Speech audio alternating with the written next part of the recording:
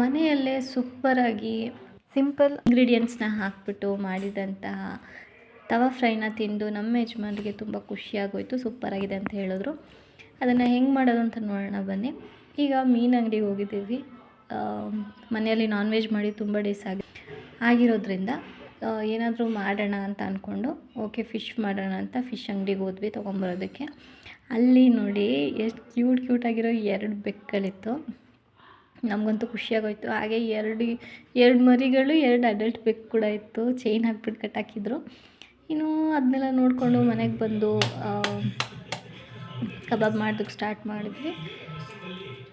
So ಅದನ್ನ ಹೆಂಗೆ ಮಾಡಿದೆ ಅಂತ ತೋರಿಸ್ತೀನಿ ನಿಮಗೆ. ತುಂಬ ಈಸಿಯಾಗಿ ಬೇಗನೆ ಆಯಿತು. ಟೇಸ್ಟ್ ಕೂಡ ತುಂಬ ಚೆನ್ನಾಗಿತ್ತು. ನಾನಿಲ್ಲಿ ಒಂದು ಬೌಲ್ಗೆ ಒಂದು ಮೊಟ್ಟೆ ಹೊಡ್ಕೊಂಡು ಅದಕ್ಕೆ 2 ಪ್ಯಾಕ್ ಆಗೋಷ್ಟು ಕೇಜು ಫಿಶ್ ಫ್ರೈ ಮಸಾಲ ಹಾಕ್ಕೊಳ್ತಾ ಇದ್ದೀನಿ. ಹಾಕ್ಕೊಂಡಾದ್ಮೇಲೆ ಚೆನ್ನಾಗಿ ಮಿಕ್ಸ್ ಮಾಡ್ಕೊಳ್ಳಿ. ನೀರೇನು ಹಾಕ್ಕೊಳ್ಳೋದಕ್ಕೆ ಹೋಗ್ಬೇಡಿ, ಯಾಕೆಂದರೆ ಮೀನು ಹಾಕಿದಾಗ ಮೀನಲ್ಲೇ ಬಿಟ್ಕೊಡುತ್ತೆ ನೀರು. ಸೊ ಹಂಗಾಗಿ ಹಾಗೆ ಆದಷ್ಟು ಡ್ರೈಯಾಗಿ ಕಲಿಸ್ಕೊಳ್ಳಿ. ಇನ್ ಕೇಸ್ ತುಂಬ ಗಟ್ಟಿ ಅಂತ ಅನಿಸಿದ್ರೆ ಇನ್ನೊಂದು ಮೊಟ್ಟೆ ಬೇಕಾದರೆ ಹಾಕ್ಕೊಳ್ಳಿ. ನನಗಿಲ್ಲಿ ಸ್ವಲ್ಪ ಗಟ್ಟಿ ಅಂತ ಅನ್ನಿಸ್ತು. ಸೊ ಹಂಗಾಗಿ ನಾನು ಇನ್ನೊಂದು ಮೊಟ್ಟೆ ಹಾಕ್ಕೊತಾ ಇದ್ದೀನಿ ಇದಕ್ಕೆ.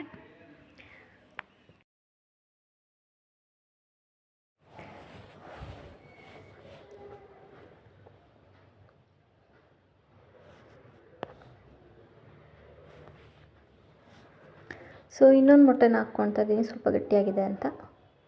ನಿಮಗೂ ಕೂಡ ನಿಮ್ಮ ಮಸಾಲೆ ಏನಾದರೂ ತುಂಬ ಗಟ್ಟಿ ಅಂತ ಅನಿಸಿದ್ರೆ ಒಂದು ಮೊಟ್ಟೆ ಹಾಕ್ಕೊಳ್ಳಿ, ಪರವಾಗಿಲ್ಲ. ಹಾಕ್ಕೊಂಡು ಚೆನ್ನಾಗಿ ಮಿಕ್ಸ್ ಮಾಡ್ಕೊತಾ ಇದ್ದೀನಿ. ಹಾಗೆ ನಾನು ಹಾಕ್ಕೊಂಡಿರೋ ರೆಡಿ ಮಿಕ್ಸಲ್ಲಿ ಆಲ್ಮೋಸ್ಟ್ ಉಪ್ಪು ಖಾರ ಎಲ್ಲ ಇರುತ್ತೆ. ಸೊ ಹಂಗಾಗಿ ನಾನಿಲ್ಲಿ ಉಪ್ಪೇನೂ ಹಾಕ್ಕೊತಾ ಇಲ್ಲ. ನಿಮಗೆ ಬೇಕಾದರೆ ಸ್ವಲ್ಪ ಉಪ್ಪು ಹಾಕ್ಕೋಬೋದು. ಉಪ್ಪು, ಖಾರ, ಹಾಗೆ ಹುಡಿಗೆ ಹುಣಸೆಹಣ್ಣು ಮತ್ತು ನಿಂಬೆಹಣ್ಣು ಕೂಡ ಹಾಕ್ಕೋಬೋದು. ನಾನಿಲ್ಲೇನೂ ಹಾಕ್ತಾಯಿಲ್ಲ, ಹಾಗೆ ಹಾಕ್ತಾಯಿದ್ದೀನಿ. ನೋಡಿ ಮಿಕ್ಸ್ ಮಾಡ್ಕೊತಾ ಇದ್ದೀನಿ. ಇವಾಗ ಮೀನನ್ನ ಆದಷ್ಟು ಒಂದು 3-4 ಸಲ ತೊಳ್ಕೊಳ್ಳಿ ನೀಟಾಗಿ.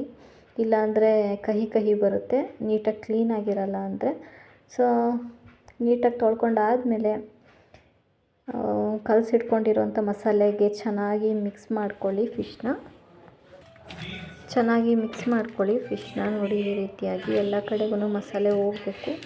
ಹಾಗೆ ಈ ರೀತಿಯಾಗಿ ನೀಟಾಗಿ ಮಿಕ್ಸ್ ಮಾಡ್ಕೊಂಡಾದ್ಮೇಲೆ ಒಂದು 5-10 ಮಿನಿಟ್ಸ್ ಅದನ್ನು ಬಿಡಿ. ಅರ್ಜೆಂಟ್ ಇದೆ ಅಂತ ಅಂದರೆ, ಇಲ್ಲ ಟೈಮ್ ಇದೆ ಲೇಟಾಗಿ ಮಾಡ್ಕೋಬೋದು ಅಂತ ಅಂದರೆ 1 ಅವರ್, ಹಾಫ್ ಆನ್ ಅವರ್ ಆದರೂ ಬಿಡ್ಬೋದು.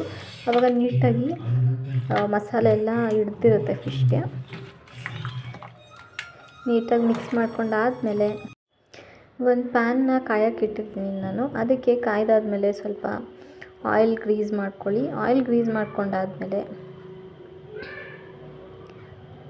ನೀವು ಬೇಕಾದ್ರೆ ಇದನ್ನ ಕಬಾಬ್ ಥರನೂ ಮಾಡ್ಕೊಬೋದು, ಇಲ್ಲ ಪ್ಯಾನ್ ಫ್ರೈ ಮಾಡ್ತೀನಿ ಅಂದರೆ ಪ್ಯಾನ್ ಫ್ರೈ ಥರ ಕೂಡ ಮಾಡ್ಕೋಬೋದು. ನೋಡಿ ಅದು ತುಂಬ ಚೆನ್ನಾಗಿ ಬರುತ್ತೆ. ಇನ್ನು ಹಂಚು ಕಾಯ್ದಾದ್ಮೇಲೆ ಒಂದೊಂದೇ ಫಿಶ್ ಸ್ಲೈಸ್ನ ಈ ರೀತಿ ಹಾಕ್ಕೊಳ್ಳಿ. ನೀಟಾಗಿ ಮಸಾಲೆ ಎಲ್ಲ ಕಡೆಗೂ ಹಾಕ್ಕೊಳ್ಳಿ. ಹಾಕಾದ್ಮೇಲೆ ಅದ್ರ ಮೇಲ್ಗಡೆಗೆ ಸ್ವಲ್ಪ ಕೋಟಿಂಗ್ ಮಾಡ್ಕೊಳ್ಳಿ ಮಸಾಲೆನ. ಈ ರೀತಿಯಾಗಿ ಎಲ್ಲನೂ ಹಾಕ್ಕೊಳ್ಳಿ. ಎಲ್ಲನೂ ಅಲ್ಲ, ಒಂದು ಟೈಮಿಗೆ ಎಷ್ಟಾಗುತ್ತೆ ಹಂಚಲ್ಲಿ ಅಷ್ಟು ಹಾಕ್ಕೊಳ್ಳಿ. ಎಲ್ಲನೂ ಹಾಕ್ಕೊಂಡಾದ್ಮೇಲೆ ಲೋ ಮೀಡಿಯಮ್ ಫ್ಲೇಮಲ್ಲಿ ಇಟ್ಕೊಳ್ಳಿ. ಫ್ಲೇಮ್ನ ಹೈಯಲ್ಲಿ ಇಟ್ಕೊಳ್ಳೋಕೆ ಹೋಗಬೇಡಿ. ಆಮೇಲೆ ಒಂದು 2 ಮಿನಿಟ್ಸ್ 3 ಮಿನಿಟ್ಸ್ ಆದಮೇಲೆ ನಿಧಾನಕ್ಕೆ ಒಂದೊಂದನ್ನೇ ಮಡ್ಚಿ ಹಾಕ್ಕೊಳ್ಳಿ. ಇನ್ನೊಂದು ಸೈಡು ಕೂಡ ಬೇಯಬೇಕಲ್ಲ, ಅದಕ್ಕೋಸ್ಕರ.